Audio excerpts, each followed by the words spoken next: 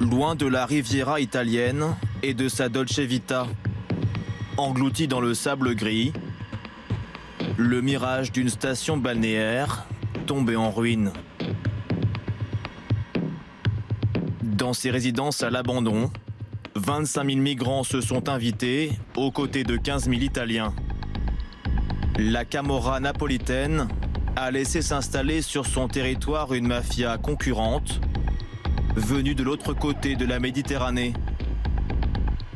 Spécialité, la traite des êtres humains. Activité annexe, le trafic de drogue. Cette Camorra noire est installée sur les côtes européennes, à 35 km au nord de Naples. Bienvenue à Castelvolturno.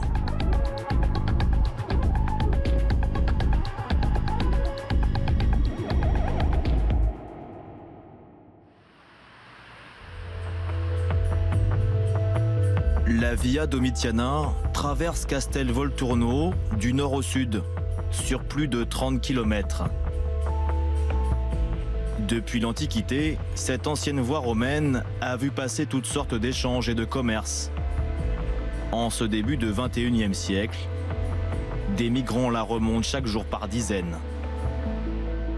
Les mieux avisés font escale dans l'un des deux refuges humanitaires de la ville, la Casa Fernandez. C'est dans cette association qu'Apia a trouvé un emploi pour aider les autres.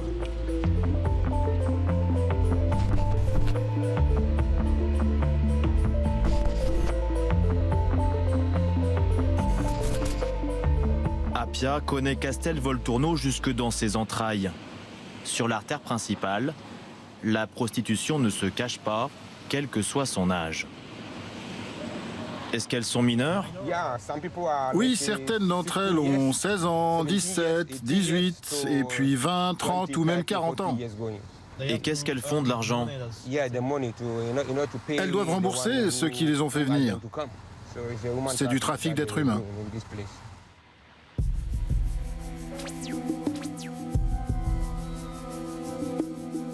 À Castelvolturno, l'économie souterraine est divisée en secteurs d'activité. À quelques kilomètres du centre, le quartier de la plage compte une quarantaine de maisons closes. Vous voyez, c'est ici que vivent la majorité des Africains. Il n'y a pas beaucoup d'Italiens. Tout ce qu'il reste, ce sont des maisons abandonnées ou plus ou moins abandonnées. Celle-là en face, c'est une connection house, à bordel. Celle-là? Où ça? Là, celle-là. Les deux sont des connection house. Regarde, cette maison-là est abandonnée et des femmes se prostituent à l'intérieur. Et là où on voit les trois femmes, là, c'est aussi une maison close. Non, t'arrêtes pas. Si tu arrêtes la voiture et qu'ils voient que tu es italien ou que tu es blanc, ils vont commencer à avoir des doutes. Ah, parce que c'est juste pour les Noirs? Oui, pour les Noirs. Et si une voiture s'arrête ici, ils se font des idées. Si t'es noir et qu'on te voit ici avec un blanc, ils pensent que tu vas les dénoncer à la police. Il y a une mafia noire et ils peuvent venir chez moi et me tuer.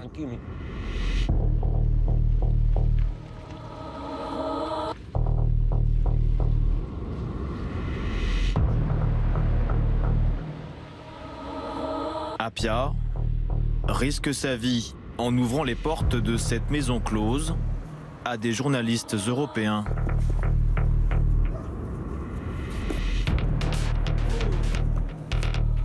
Nous filmons en caméra discrète. À l'intérieur, les femmes attendent le client et tuent l'ennui devant la télé, parfois avec leur enfant. La nuit tombée, dans une autre connection house, l'ambiance est moins familiale. Les clients sont déjà là. En plus de la télé, il y a du crack de l'alcool et les prostituées ont chacune leur chambre. What's your name? Vanessa. Vanessa. Alcon. How old are you, Vanessa? You come from where? Nigeria?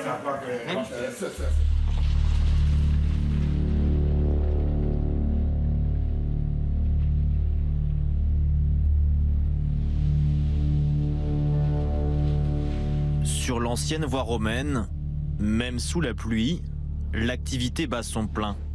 Des hôtels de passe jalonnent la Via Domitiana. Ici, la clientèle est italienne. Les jeunes femmes nigérianes se vendent pour quelques euros à la fenêtre des voitures. Buonasera. Hi, buonasera. Quanto? 20. Quanto 20? Troppo. Troppo. Quanto? 50. 20? 20? It's 20? 20? 20? For what? Lavoro. Love? 20? Sì. Okay, no, troppo. Vai. Pendant que les affaires suivent leur cours à Castelvolturno, à Naples, dans la capitale régionale, un procureur anti-mafia tente de couper les tentacules de cette pieuvre venue d'Afrique. Pas simple d'avoir un entretien avec lui, le procureur Gonzo travaille sous haute protection policière.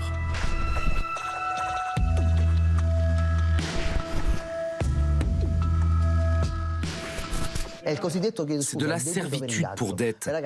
Les filles contractent une dette pour arriver en Italie dans l'espoir de travailler pour l'organisation qui les a fait arriver. Ça peut atteindre 60, 100 000 euros et pour rembourser, elles doivent vendre leur corps en Italie. Mais elles ne pourront pas, la dette est trop grande et il ne leur reste plus qu'à se prostituer.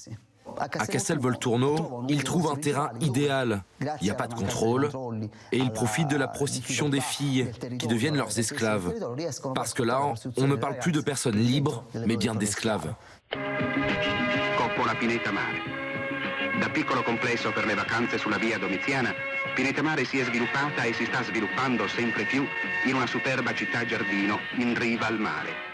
Pendant les 30 Glorieuses, la mafia napolitaine a pour Castelvolturno des rêves de cartes postales. Dans les années 60, la ville sort de terre illégalement, sans permis de construire. Corruption généralisée et spéculation immobilière pour tourisme de masse, la Camorra prospère en bord de mer.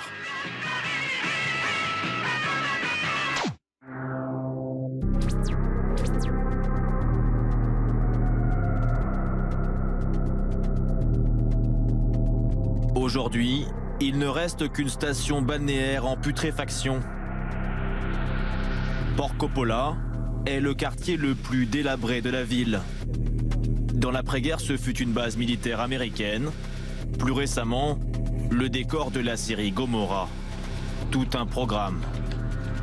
Ici, dans la misère se côtoient migrants et Italiens.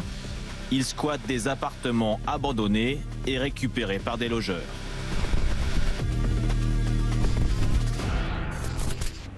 Là, partout, il y a des gens qui vivent. Là aussi, là où le balcon n'est pas fermé. Là, ils étaient en train de faire ce putain de port. Ça fait juste 20 ans qu'ils doivent le finir.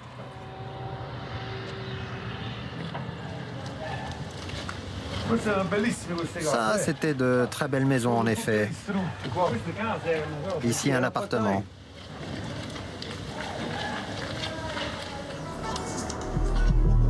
Régulièrement, le marchand de sommeil prend des nouvelles de ses locataires et rend quelques visites de courtoisie.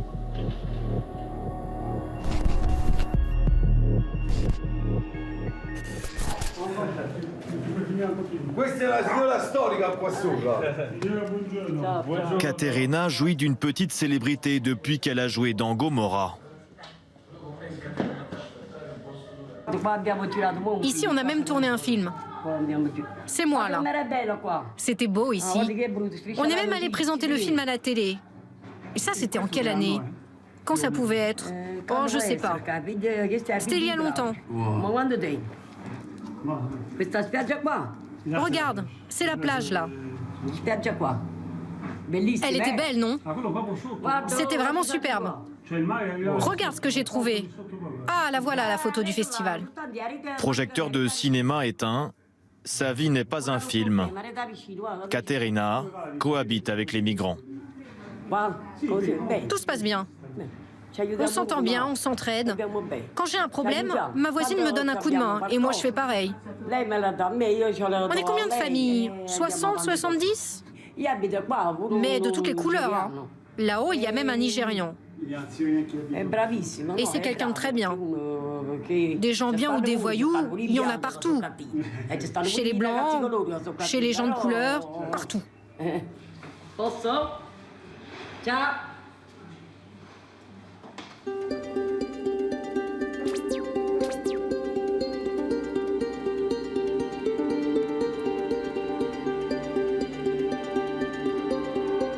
Avec son clocher et sa mairie, le centre-ville serait presque charmant. C'est là que vivent les Italiens.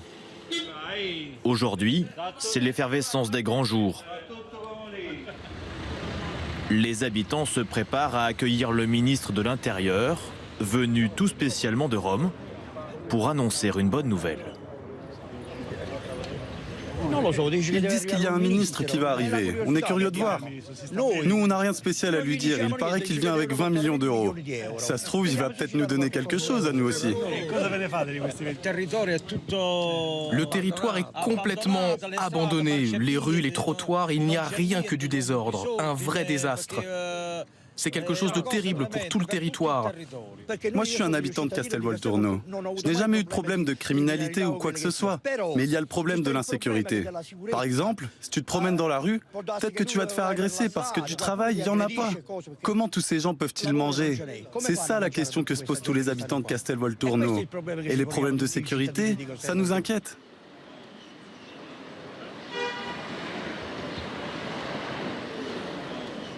Dans l'enceinte de la mairie, c'est la même excitation. La journée est décisive pour Monsieur le maire.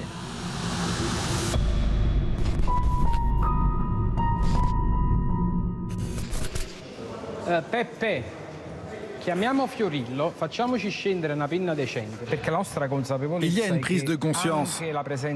La présence massive de migrants n'est que la conséquence de la dégradation de la ville. Ils n'en sont pas la cause. Et c'est bien la dégradation que l'on essaie de résoudre. C'est justement pour cela que le ministre vient signer un accord global qui apporte des forces de l'ordre, des moyens de protection de la côte, de protection de l'environnement. C'est très important. Le ministre de l'Intérieur va recevoir l'accueil qu'il mérite. I'm ready.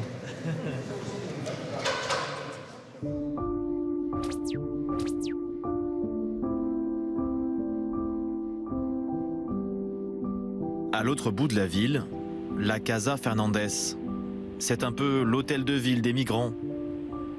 L'association catholique est un refuge médical, social, un des rares lieux consacrés à l'aide des migrants.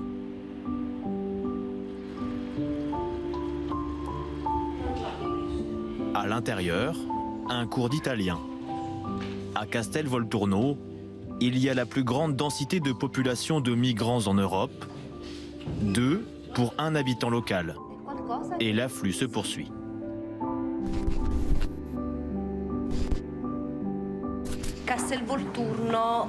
Castelvolturno était parfois un point de repère déjà connu au pays. Il est déjà arrivé que certains migrants arrivent ici, un billet à la main, avec écrit dessus Castelvolturno, parce que d'une manière ou d'une autre, ou bien la personne avait un contact, une connaissance, un ami, ou bien elle connaissait les possibilités de trouver plus facilement un travail, ou n'importe quel moyen de survivre. Di sopravvivenza.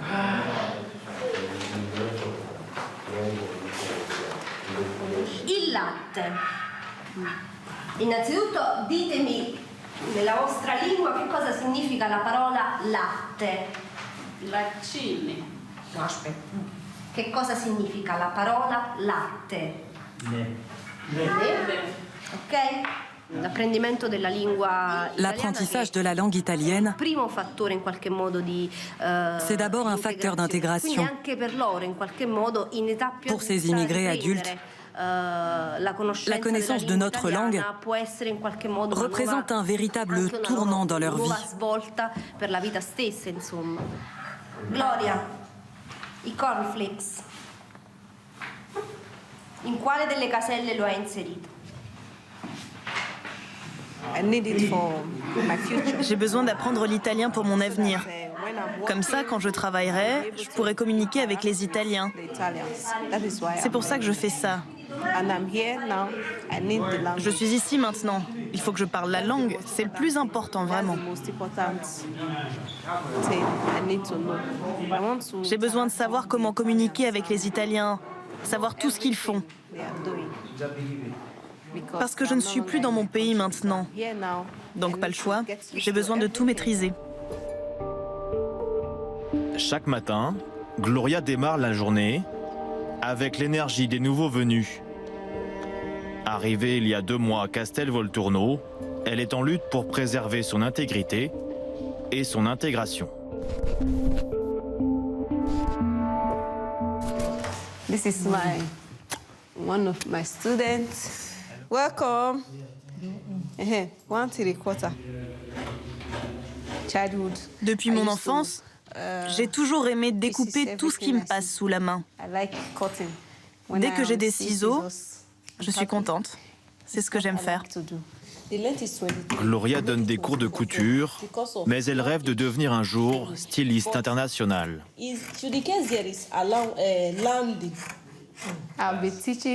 J'enseignais déjà dans mon pays. Je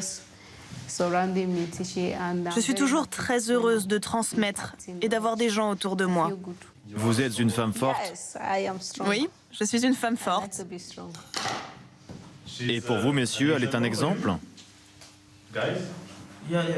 Oui, bien sûr. Tout le monde travaille dur. Et elle, on voit qu'elle fait de son mieux pour que tout le monde apprenne, pour que tout le monde progresse. C'est ce que j'apprécie chez elle.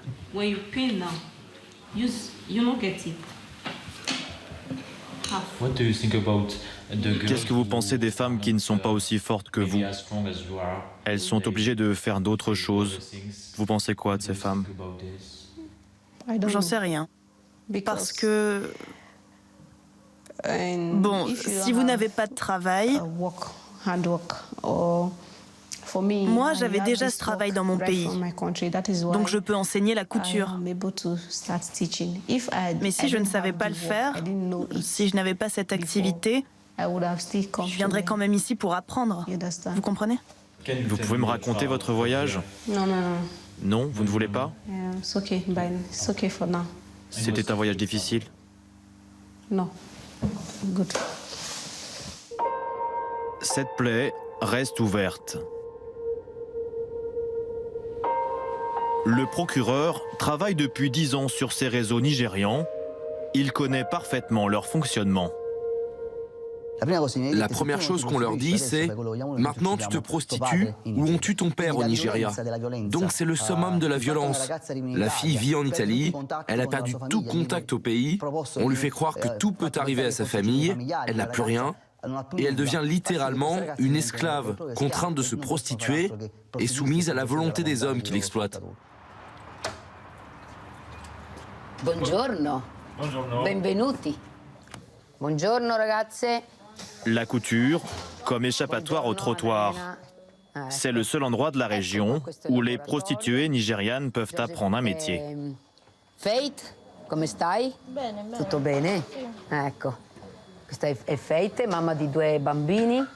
È la creativa in questa cooperativa.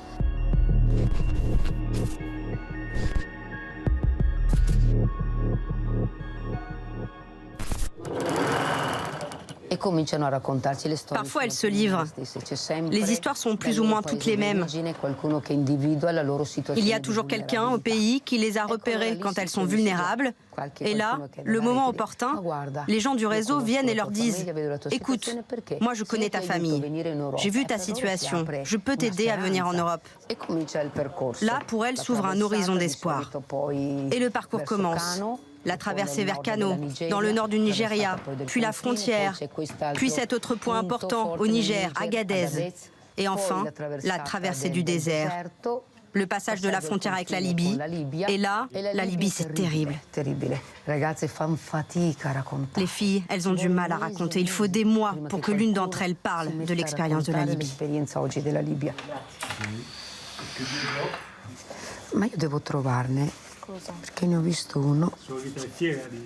Vous êtes fière d'elle? Très fière.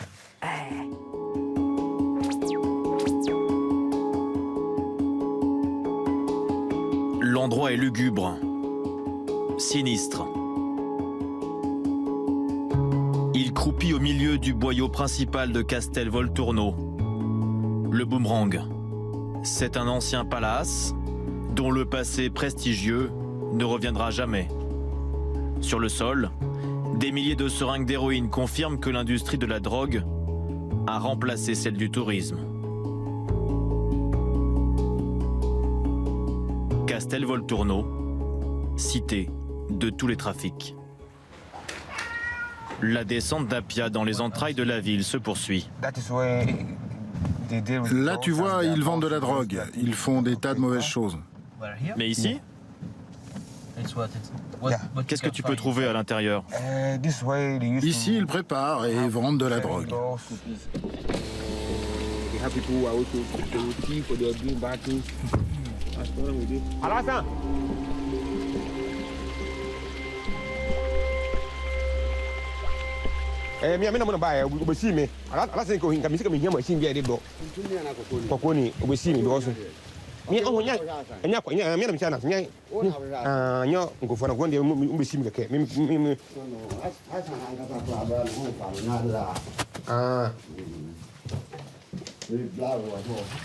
Non, très léger, très léger.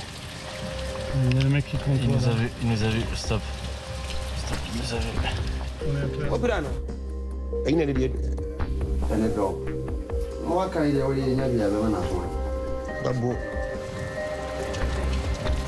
Ah putain, il est là?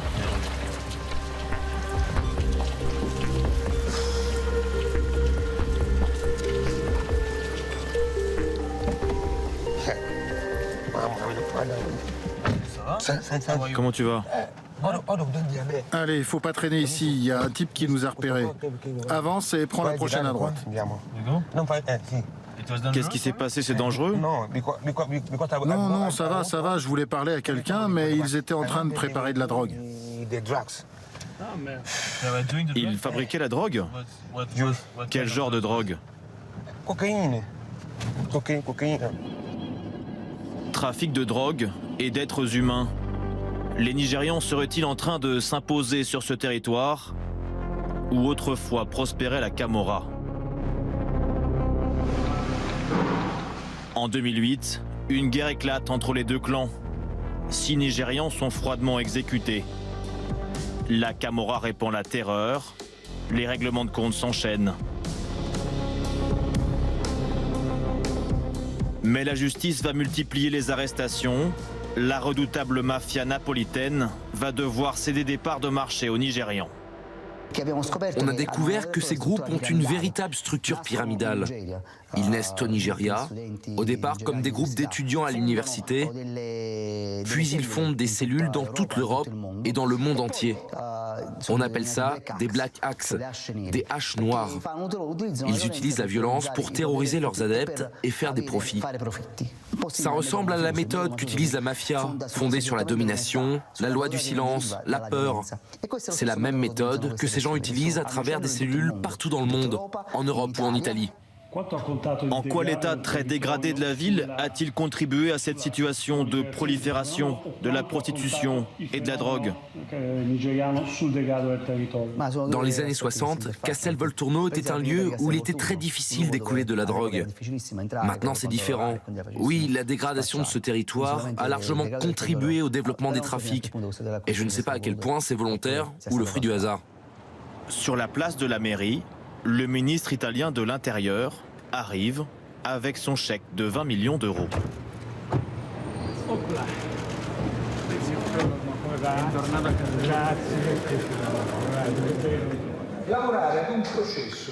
La première finalité, c'est ça. Travailler à un processus d'opposition très ferme pour construire le chemin de la légalité face à l'illégalité. Cela veut dire avant tout combattre les mafias. Combattre les mafias italiennes, ici la Camorra. Combattre les mafias étrangères, ici la mafia nigériane. 20 millions d'euros en gage de bonne volonté. Parmi les signataires du protocole, il y a le maire, le préfet, le ministre et le président du conseil régional. Au casier judiciaire éloquent.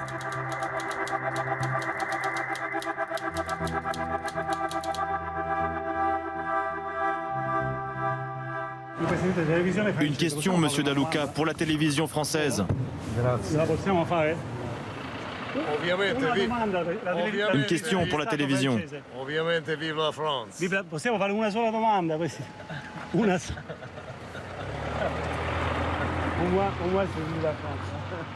Le maire, lui, fonde beaucoup d'espoir sur cet accord fraîchement signé. Et vous n'avez pas peur que l'argent il aille pas que à Castelvolturno, mais qu'il aille aussi dans la mafia? Non, ce sont des procédures réglementaires.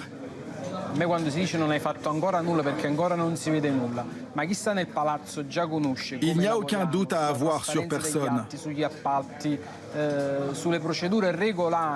En plus, en présence du gouvernement, d'un ministre et d'un préfet qui bien sûr devra assurer l'exécution de ce plan, je pense que tout est garanti.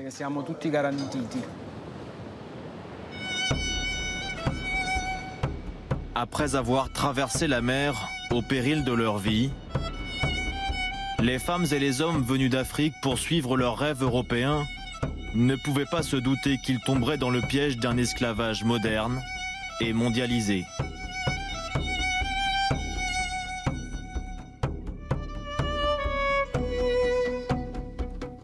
Dans cette région de l'Italie, Camorra noire et Camorra blanche cohabitent avec un intérêt bien partagé: garder Castelvolturno hors la loi. Sur cette rive nord de la Méditerranée.